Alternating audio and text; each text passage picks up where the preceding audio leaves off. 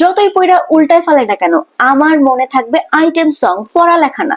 মাঝে মাঝে ভাবি পরীক্ষার প্রশ্নগুলো যদি গানের সুরে আসতো, গানের সুরে গান গেয়ে অ্যান্সার দিতাম, নিঃসন্দেহে প্লাস পেতাম।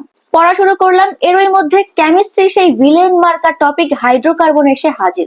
হাইড্রোকার্বনের কিছু জিনিস বুঝতে ইউটিউবে গেলাম। ইউটিউবে ঢুকে ফিডের একদম উপরেই দেখি একটা নিউজ, শাকিব খান আবারও গোপনে বিয়ে করে বাচ্চাও পয়দা করে ফেলছে।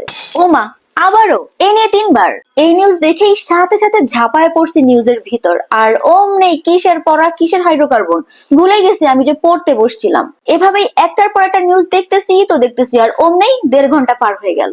হঠাৎ মনে পড়লো, আরে আমি তো পড়তেছিলাম, ইউটিউবে একটা টপিক বুঝতে ঢুকছিলাম, এরপর কি থেকে কি হয়ে গেল। পড়া মাথায় থাকে না, কারণ মাথায় থাকে অনেক দায়িত্ব।